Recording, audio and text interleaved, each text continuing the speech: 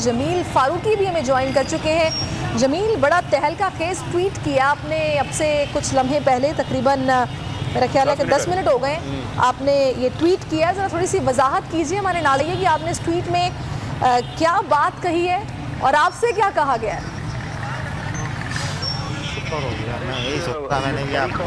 चौधरी शुजात हुसैन साहब का वोटिंग के अमल के बाद पहला बाकायदा रद्द अमल है।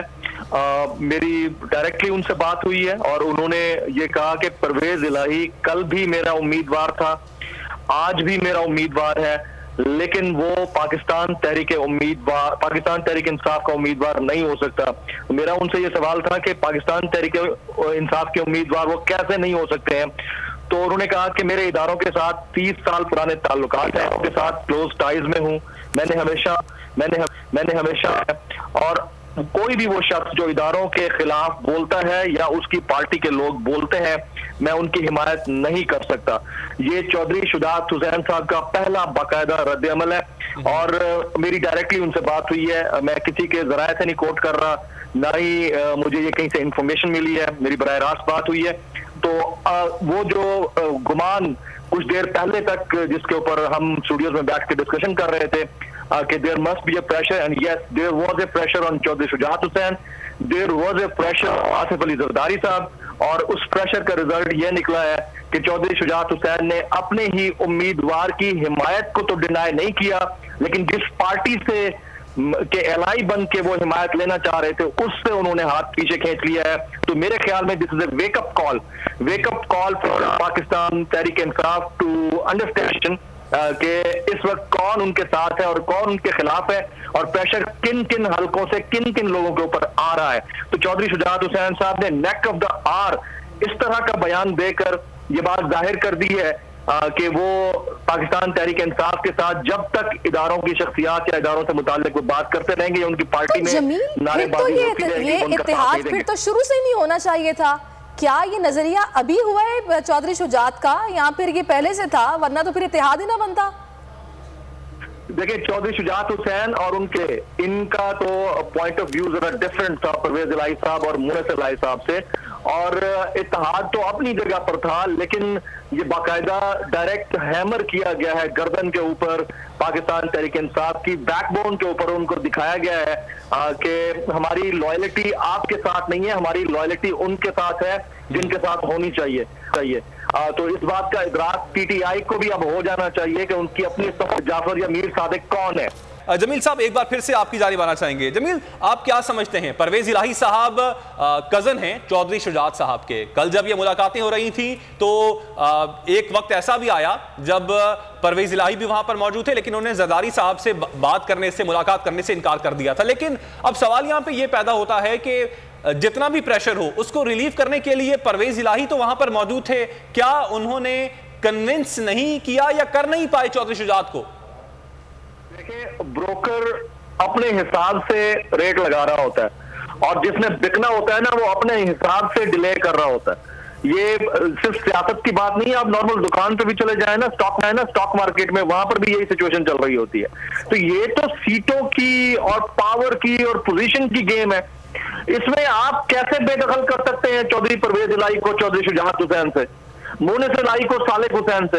ये तो सवाल ही नहीं पैदा, this is out of question. मैं मान ही नहीं सकता कि एक ही फैमिली के 10-11 लोग हैं और उनमें से 4 अलग बैठे और 4 अलग बैठे, वफाक में एक साथ हैं, उनकी पॉलिटिक्स डिफरेंट है और उनके सरबराह का लेटर एकदम एक सेकंड में पहले आ जाता है। तो ये सवाल अब परवेज इलाही साहब से होना चाहिए। जमील, मुझे एक बात बताइए, क्या माजी में जरदारी साहब या फिर नून लीग क्या इदारों की या फिर शख्सियात के हवाले से बातें नहीं करती रही है? सभी को पता है।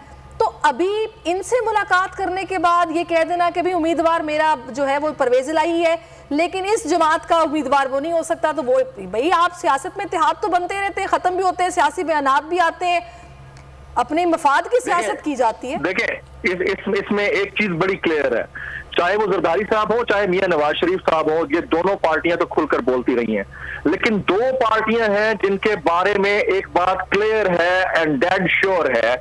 एक है PMLQ और दूसरी है MQM। ये 2 जमातें कभी भी खुलकर किसी भी ऐसे बयानिए जिसमें इदारों की शख्सियात से बराह रास्त उनसे मुतालिक बात की गई हो उसको सपोर्ट नहीं करती हैं।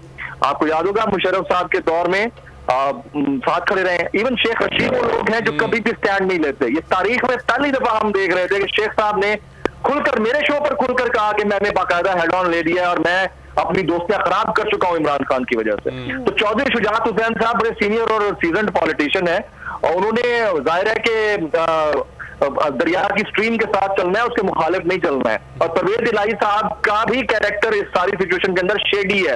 अब ये पीटीआई को इसको खुलकर डाइसेक्ट करना होगा। ये ऐसा नहीं है कि आपके लिए मुर्गी का गोश्त तो हलाल है लेकिन हड्डियां हराम है, ऐसा नहीं हो सकता। उनको भी अब उनकी अपनी पोजीशन को वाज़ेह करवाना होगा। हाल के दौरान अगर जरदारी साहब करते रहे तो उन्होंने अपनी चीजें डैमेज कंट्रोल करके दोबारा से रीबिल्ड की हैं। यही नवाज शरीफ साहब ने किया, वो लंदन में बैठे उनके भाई आज मुल्क के वजीर आजम है। लेकिन इमरान खान साहब अभी तक चीजों को हेड ऑन लिए हुए हैं और जिन पर वो ट्रस्ट किए हुए हैं उनका आलम यह है कि वो वोटिंग से पहले खत जाहिर कर देते हैं। तो ये बड़ा प्रॉब्लम है। अच्छा, अब जमील यहाँ पे सवाल ये उठता है, अब ये ले और दे की सियासत है। अब कुछ खबरें हैं कि हुआ क्या, डील किस बात पे हुई। एक खबर ये चल रही थी कि शायद पंजाब में वजीर आला होगा नून लीग का या पीडीएम का, और विफाक में यानी कि पीएम में चौधरी सालिक के हवाले से बातें चल रही हैं और पीएम जो है वो चौधरी सालिक साहब होंगे। इस तरह की कुछ खबरें हैं आपके पास?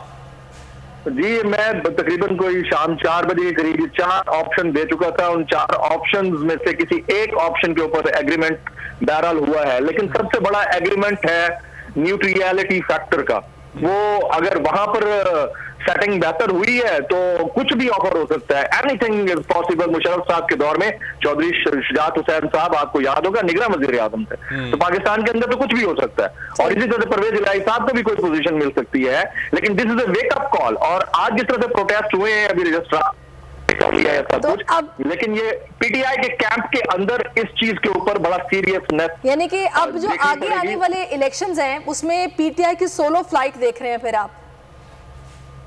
देखिए, सोलो फ्लाइट होगी तभी कामयाब होंगे। इनको ये जो बेसाखियां हैं इनसे बाहर निकलना पड़ेगा। अब अगर इन्होंने हेड ऑन ले लिया है चीजों को तो ये इलेक्टेबल की जो पॉलिटिक्स है उससे बाहर निकलें, अपने यंगस्टर्स को, यूथ को मोबिलाइज करें।